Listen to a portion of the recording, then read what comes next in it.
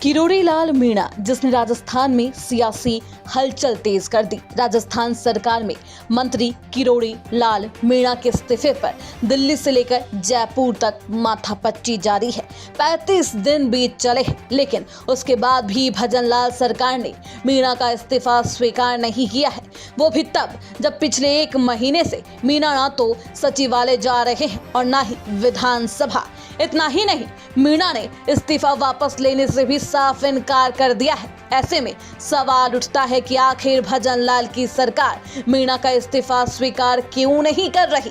2007 में किरोड़ी लाल मीणा ने जब वसुंधरा सरकार से इस्तीफा दिया था तो उसे स्वीकार करने में 7 दिन से भी कम का समय लगा था, लेकिन इस बार 35 दिन बीत चले हैं। उसके बाद भी उनका इस्तीफा बीजेपी की सरकार ने स्वीकार नहीं किया है। मतलब क्या है, इसके मायने क्या है? सवाल कई है, लेकिन जवाब आज के इस रिपोर्ट में देखिए। जब 7 दिन में किरोड़ी लाल मीणा का इस्तीफा स्वीकार किया जा सकता है, तो 2024 में 35 दिन बाद भी इस्तीफा स्वीकार क्यों नहीं किया जा रहा? 35 दिन बीत जाने के बाद भी उनका इस्तीफा बीजेपी की सरकार ने स्वीकार नहीं किया है। ऐसे में सवाल उठता है कि आखिर क्या वजह है कि मीणा का इस्तीफा बीजेपी स्वीकार नहीं कर पा रही। दरअसल उपचुनाव इसके पीछे की सबसे मुख्य वजह है, जिसकी वजह से बीजेपी की सांसें अटकी हुई है। दरअसल लोकसभा चुनाव के बाद विधानसभा की 5 सीटें रिक्त हुई, जहां कुछ महीने बाद उपचुनाव कराया जाएगा। जिन सीटों पर उपचुनाव प्रस्तावित है उनमें दौसा, झुंझुनू, चौरासी, खीवसर और देवली उनियारा शामिल हैं। इनमें से 2 सीट दौसा और देवली उनियारा मीणा बाहुल्य है। किरोड़ी लाल मीणा का इन दोनों ही सीटों पर प्रभाव तगड़ा है।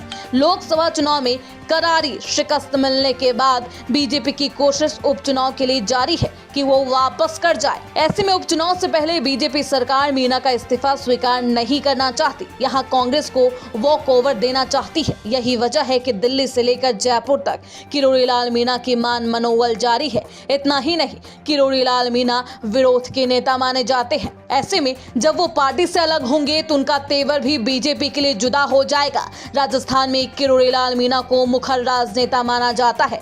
हाल ही में सरकार में रहने के दौरान उन्होंने विभाग से जुड़े 2 चिट्ठी लिखकर सरकार में ही हड़कंप मचा दिया था। कहा जा रहा है कि अगर उनका इस्तीफा स्वीकार कर लिया जाता है तो आने वाले दिनों में भजनलाल सरकार की ओर किरकिरी की जा सकती है। मीणा गहलोत सरकार के वक्त रातों रात मुख्यमंत्री आवास का घेराव कर देते थे।